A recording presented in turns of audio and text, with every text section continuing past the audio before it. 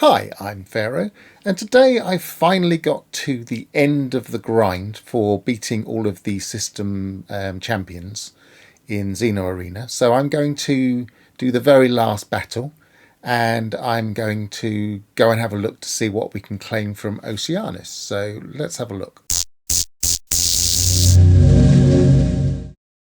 So before I pop the last challenger invitation, let's just see where I am and what I've managed to get so far. So if we come into the Arena League standings, I hatched the eggs. We have to hatch 30 of those, so I've managed to do that. You need to get to 20 Apex champions, and I've managed to do that. You need 220 victories for this, so I managed to claim that. And I have each of these 3 pets already. They're not in laying stage yet. They're still immature. I'm not quite sure how long it will take. I was experimenting with that. I might be able to add that to the end of this video. And then last, champions defeated. I have just 1 to go. And so once I've claimed that, we will have 4 of the pets. So let's start off by looking at the various creatures that we can actually claim from Oceanus. Now the one I'm going to try and claim today is the Aeron Crab, which is for defeating 60 system champions. Now that takes a bit of a grind.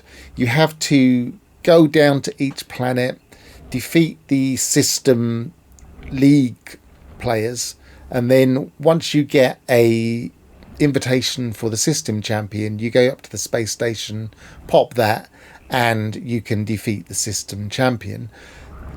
So that's going to take at least 4 or 5 battles per one system champion, and you have to do 60 of those. So I mean, I've been doing that while watching the television and doing other things and using my Steam Deck, but that's going to take a lot of play.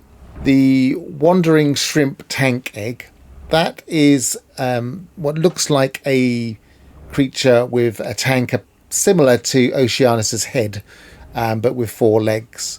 And that one is probably the last one anybody's going to get, because that's the defeating Oceanus for 30 times. And that's specifically his challenging ones. And those are only once a day. So a system challenge once a day, minimum number of days will be 30, and the update just hasn't been out that long, so that's going to take a while to get. Boundary Horror Egg is the floating boundary horror like we saw in the Cursed Expedition. It's like a smallish squid creature, and that is for getting your creatures up to 30, 30, 30, and you have to do 20 of those. To be honest, going around doing all of the grind to get the system champions, you're probably going to achieve that in and of itself as you're doing that job. Corrupted Quad Egg, that's for actually hatching a number of eggs. It's 30 eggs, so quite a few eggs, but still it's one that most people will get first because they'll have a few eggs, or they'll want to quickly get some things and maybe use the egg sequencer to change some of their traits. 30 eggs, not too many. You could really focus in and do that relatively quickly, and a lot of people, as I say, have done that one first. And the Xeno prawn egg, which is kind of a worm egg, that one is 220 hollow arena victories. So that's quite a lot of arena victories. I just tested, and the training victories do actually count for this one. So you could always do a few training ones as you're going along. But again, 220 victories as you're going around doing all of the system champions. That one's going to work itself out in the end. That's not going to be one that's left hanging. You're going to get that one by the time you get the Aeron Crab. And then the ones we've actually got, I've got the Boundary Horror, as you can see here. The creature that we get from the Cursed expedition, as I mentioned. It's quite a small creature. It looks quite big and impressive actually in the interface, but it's not a very big creature. So then there's the Corrupted Quad. As you can see, it's the spider quad creature that we see wandering around anomalous planets. He's got his anomalous crystals coming out of him. And then we had the Xeno prawn, a worm creature, and he's kind of got extra floaty bits on the side, those fins with the trailing tendrils, I guess you would call them. It's quite a nice creature. You can ride this one, so it's a flying riding creature. It's quite slow. You might be able to speed him up with a bit of genetic manipulation, but I think it's quite tricky to speed up creatures. I think you usually have to start from a much smaller creature and increase their size to speed them up, so you may not be able to. If we pull them out, the Boundary Horror is quite small. The Quad is a decent size, maybe a large dog size. The Xeno prawn is bigger than he looks here. You can actually ride this one. It's not huge, not particularly fast, as I say. So let's take all of them into a battle. This isn't particularly lined up well. They're not necessarily going to do well. I'm just going to show you them. So as you can see, the orders of things are a bit strange. So we have a straightforward damage. That's the normal position. But having like a blocking thing here. Usually that would be here. And then usually this one would be here. And then there's a very unusual ability here of frame shift, which is a very high agility for this particular creature. It's just for one turn. But what it has the effect of is switching around the who's got the highest agility in that next turn. So you can take the initiative in the next turn, which is quite handy. And if you're not sure, I made a video about this interface, but this little green thing up here to the left tells you whose turn it is. You have to kind of hover over it without activating that other box. There's it. So it says I have 368 agility and will move first. And that would increase it by 387%, which would guarantee it being highest agility. Let's have a look at the next creature. So again, the standard attack is in the same position, but this seems in an unusual position. Usually overrides for cooldowns would be at the bottom here, and then this is in an odd position again. This is a special ability, which I'd have thought would be towards the bottom, which in this case increases the dodge slightly more than most creatures would, and then stuns opposing creature. And then the other damage is right down the bottom here. Now, it has two attack abilities, but the rest of these are kind of quite defensive or... well, they're kind of unusual. I wouldn't necessarily say they were defensive. They're an unusual way of approaching it. So you would use this in a slightly different tactical way. I have made use of it. They can be effective. One of the things I've noticed is that the cooldowns can be a bit odd. This one resets all active cooldowns and also cools down in 2, which is quite fast for a cooldown. So you could quite easily use this mechanical damage, which is increasing each turn. But you'll notice the cooldown for this one is 4, which again is unusual. So that cooldown would actually mean that you can only really line it up to use it a couple of times before the boost gets dissipated. So again, you have to kind of think about using these in slightly new and interesting ways. They work though. They're quite interesting creatures to use. They all seem to have reasonably good agilities, so they all seem to be quite good at having the initiative. So this one has that's not usually the top attack. That would normally be the second attack. And then this one has lots of disrupt the enemy things. Sticky ooze, decreasing combat effectiveness for morass, which is a special ability. These two are both things that you do to the opposition to decrease their effectiveness. And this heals yourself. And here we have decreased combat effectiveness and if dispelled, which is often a higher ability. And so the cooldown takes longer. And so that seems to be the pattern. they've moved things around. They've made some of them slightly more effective, but they've positioned them to change their cooldown. So you've got 1 cooldown, 2 turns, 2 turns, 3 turns, 5 turns. And again, the attacks here, 1 cooldown, 0 cooldown, 3, 3, 5. So that seems to be the logic. They've shuffled them a bit, but the cooldowns are still in approximately the correct order. So it just gives you a little bit more to think about and how you can use them effectively. So now I've finally popped the challenger, the last one. I'm going to do the battle. I may edit it, but let's have a go. Okay, so I have defeated the champion.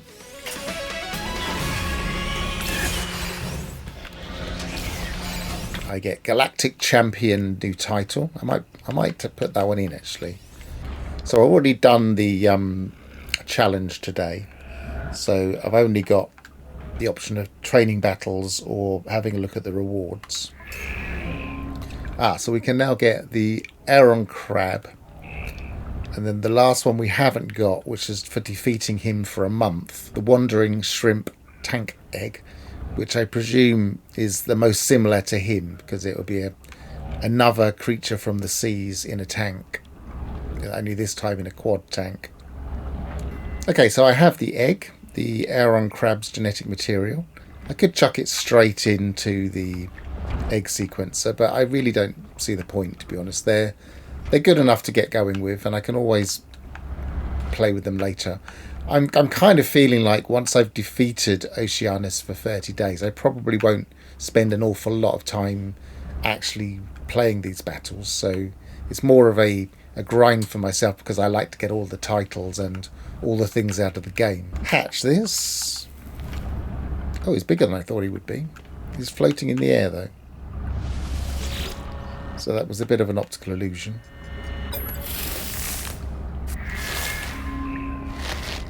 Not quite sure why he's floating. So as you can see, they start with 0 just like every other pet. So he has mechanical damage, removing negative effects, multi-turn hits. They're a little bit frustrating sometimes, multi-turns. They do grow as they go, but not greatly. Morphs the opposing creature into a desert creature for 3 turns. Block 32% of incoming damage for 7 turns. That's quite nice. That's better. He's on the floor properly here. Hello Games, please include a dismiss in here, or include a dismiss just to the left of here, just so when we go here, or maybe between here and here, we can dismiss our current creature, because it's really frustrating having to look for it. Right, let's put him into a battle and see what it looks like. I presume the cooldowns would be similar. So he has laser eyes. He has mechanical damage, cooldown 1. So they're both 1 cooldown. But that's going to take 3 turns. So that kind of is like hands off. I think that would be the first thing I changed personally. Removes all negative effects from your creature. They're actually usually quite useful. Morphing into a desert creature, obviously his strengths are against desert, so it's one of those abilities. And block 32% of incoming damage. I would say he's the most traditional in the way that his abilities are lined up in a more normal order. So you would expect these things to be in roughly this order. So yeah, this one seems more straightforward, I would suggest. I don't know if you get exactly the same abilities. It could be a re-roll thing. You might get something different, but again, I don't think it's that important. I don't think it's that important to have triple S creatures. If you look at my overall roster, I've only got, I think, 1, maybe 2 triple S creatures, apart from these that we've got from Oceanus. And I've managed to get to this stage where I've done everything apart from beat Oceanus for a month. So they're not necessary. If you're going to play PvP, I imagine everybody's going to get triple S creatures. They're going to maximize their traits. But I just treated it as a puzzle game. Occasionally I would lose, but I didn't beat myself up about it. I just maybe changed up the creatures or changed up their abilities and kept going. And it worked out fine. So don't feel like you have to run around everywhere and get triple S creatures. Use the creatures you've got. And if some of them are a bit too weak, maybe replace them with something a bit stronger. But it doesn't have to be that strong. So something we'll notice here is that it's too young to lay eggs. Now, I'm not sure how long this takes. I have a feeling it's going to take between 3 and 6 days. This creature was born at around about approaching 5 o'clock in the afternoon on the 20th. And today is the 23rd, but it's not quite 5 o'clock. So I haven't reached the day 3 yet. And maybe by the time I edit this video, I'll actually have an answer. So I'll insert that. Now, I did stream recently trying to get these to lay eggs, and I haven't actually been able to work out all of the different companions. The latest companion, let's have a look what it actually says when we scan it. So he says native climate waterbound, so I'm sure probably an ocean planet. So let's have a quick look at that. Let's go to an ocean planet. So here we have an endless seas. So finding land on a water world can be a bit tricky, but this one I could see some from space. There's a handy little landing pad here.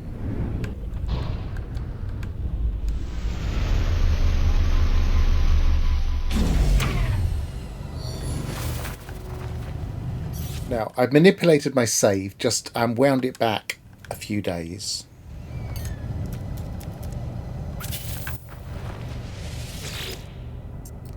So this is now exactly 3 days old, and that's not worked. Okay, 4 days old, and we can induce an egg, although it's gestating at the moment. So it's going to take 5 days in total. It's quite a long while, I'm guessing, but I'm going to try and force that as well. I'm going to make the gestation period a bit shorter, and it's worked. So we can induce eggs on water worlds. Now, there are, as far as I'm aware, some water worlds that possibly aren't in purple systems. I can't remember for 100% sure, but I have a feeling that there are a few. They're just not very common. But other than that, purple systems are the place to look. So there we have an egg induced. Now, it's possible that they will be able to, after 4 days, because of the way I was changing my save file, it's possible that they will immediately be able to, because the date in the save file may already be set to the beginning of when they're born, as opposed to when they first become mature. So my bet is after 4 days exactly, you'll be able to, but there's a possibility you might have to wait slightly longer. So I'm doing the same with the Xeno prawn, or the worm, and I can induce egg in scorched environments. Now, scorched can also mean volcanic, or even though there is a volcanic biome, usually the same conditions apply, and I'm pretty sure I've managed to induce an egg in volcanic when I was messing around with this the other day. So yes, we can induce an egg here on a scorched world. But the other two, I am really at a bit of a loss. The boundary horror, I really can't work out. It says here unusual, and in the save file it says blue biome. Now, I've been to what would normally be kind of redacted or equivalent planets in blue systems, and that hasn't worked. And I've been to all of the equivalents across the different systems, and I just don't seem to be able to get that working. There may be a very, very specific biome. I really don't know. So if anybody's worked that out, let me know. And the same applies for the quad. Again, that says unusual. And in the save file, it says red system. And again, I've been to the various planets in red systems, and I don't seem to be able to work this one out either. So if anybody's managed to get either of these two to hatch, I'd be fascinated to know where you managed to do that. Maybe they're restricted to purple systems, I don't know. It may be a matter of us actually going through a list of all of the possible planets, but that's a huge list to test. So I did do a stream of this, and I took about a couple of hours to try and find the relevant planets. I had no luck whatsoever for these two pets. So let me know if you find anything. So there you go. There's the Aeron Crab actually claimed, and everything I currently know about how this system works, and roughly how long it takes for things to mature so you can lay eggs, and where you can lay eggs for the two creatures that we definitely know, and the clues in the save files about where we might be able to lay eggs for the other two, if at all. So we'll find out more about that as we go on. But until then, I've been Pharaoh, travel well, and goodbye for now.